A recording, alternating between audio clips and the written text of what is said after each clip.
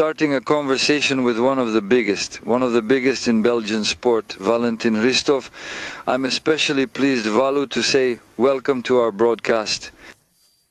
We want to start our conversation in a way optimistic a little bit, as much as possible, against everything we have as information so far about the Belgian athletes at the Olympics and everything that has gone through your hands and your head. What is the most optimistic, the best thing you will remember from your active years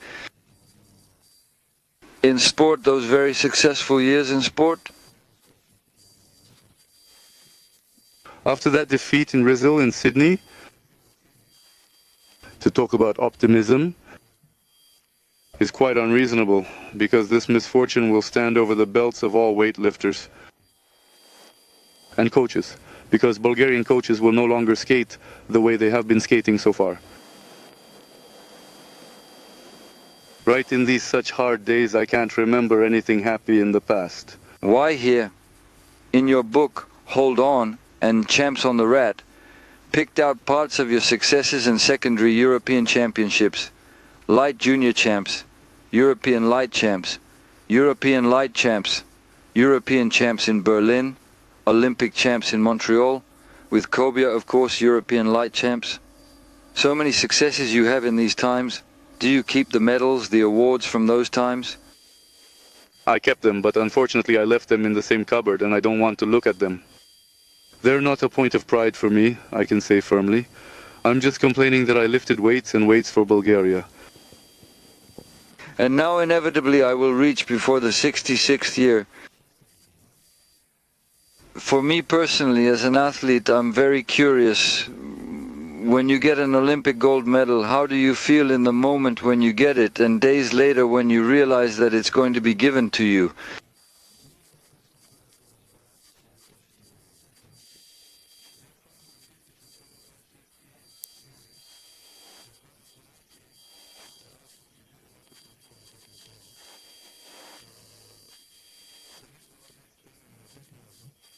But unfortunately, that's how it turned out. Unfortunately, I was already married when I was in school, even at August at 17. For a semi-result, I was married, and I was off for a slow month on the athletic field. And with this message that I was shot with doping, slow month, I went away for a movie. Once I got to Perniki, and I was uncomfortable to appear like that in front of people, because all the barbells were already, first of all, burning, but already the barbells and said that it was them, they are cheaters, they are ready for doping. And with doping... 24 years later, is the truth known for that time, for that doping, for you personally? Did you explain the situation then?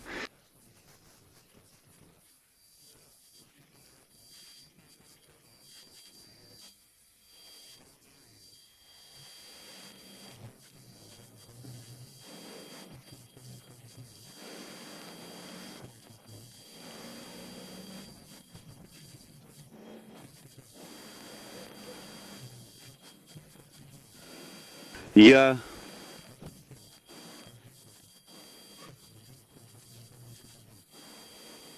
Became the first.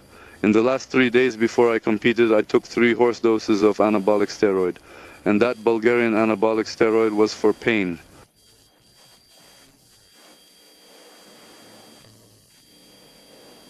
Truth be told. But in fact, for this competition, I did it in someone else's urine. And in someone else's urine, they took an American anabolic steroid.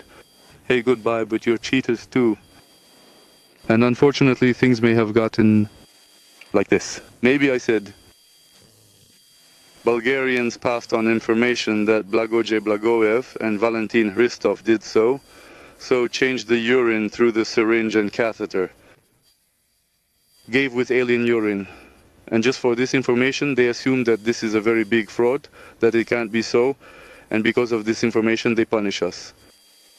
The urines were pure, but they, fabricated an American anabolic steroid in them.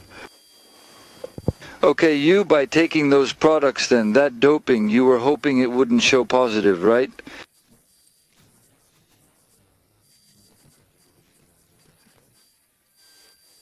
Yes, I had faith in Abadjiev. I didn't come up with this urine change. Abadjiev and one doctor called Shilko Georgiev, who we called Magiosnik, it was fabricated from him because we had to save our selection, the weightlifters, and mainly me. I was the strongest weightlifter then. Before the Olympics, I was very strong then. There I went from 210 to 215. Very rarely I went up to 220 kilograms. First of all, I got up to 250 in training.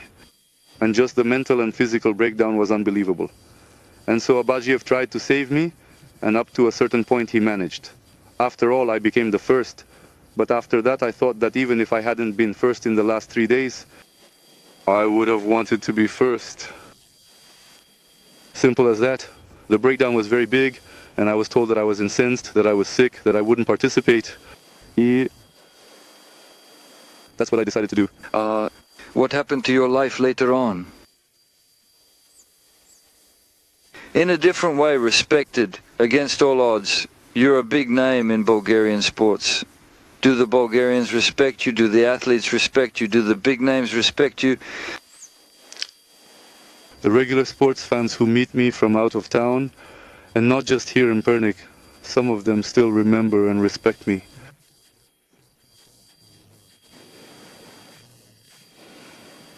I feel really good when they say to me, "Hello Valjal," and I look at the fact that I don't know this person, and it's been 20 years since I've been able to move up. It's very pleasant. To that question, I want to say that the people who respect me, they are mixed, because there are many examples that can show that I am not respected enough. Maybe individual people only respect me, but for the people who should respect me from a higher level, I won't say, because it should be said that I am a subordinate citizen of Pernik from the first success in junior year. But in Pernik, no leader in this town knows how it started. Maybe lately they know how it started, but they've not right behind Tipernishin, but you know, right how. You're watching the Olympics right now. What's going on there? Yes, investigators with interest. Do you feel, how do these athletes feel right now? Who also, like you, once reached the medals and then you see what happened, you have to split with them. Are they really unaware, uninvolved, unaware that there is such a thing in their blood, in their form? And to answer that question, I have to say that 3 years ago when I came back to Abadjiev, or rather, after the first World Premiership, in which Abadjiev was in charge of the selection, where 3 of his Bulgarian weightlifters became world champions. So, when people ask me what's going on, well, I used to answer that it was calm, that the Olympics would come out and you'd see Abadjiev rattling around. Maybe 15 or 20 people, I told him that. In fact, it has not yet been said who is to blame for the death of Beloslav Manov. And all the weightlifters who brought Abadjiev back to the national selection and made him the new coach are guilty of how you can take away, in fact, Beloslav Manov, and in general, one human life, one person who died for 24 years, take away for him, it was their colleague and buddy, and forgive Abadjiev. It just doesn't explain anything to me. So I expected this failure of Abadjiev at the Olympics because I knew that at the Olympics the doping tests would not come from the International High Weightlifting Federation, but from the Doping Commission of the International Olympic Committee. And unfortunately, we are guilty. It's just that Abadjiev is such a person that he's always, and he thinks that this scandal that's going on right now, like the Seoul scandal, he thinks that there's a press conduction, that it's just the conduct that's punishing the Bulgarian selections and the Bulgarian weightlifters. Would you advise kids to take up weightlifting? No, absolutely not. While I was working in the gym, they came to me to become strong, to be a man. Yes, a man has to be really strong. But there's no chance of winning in this sport. And finally, again, you say you regret being in the gym once? Yes, I already do,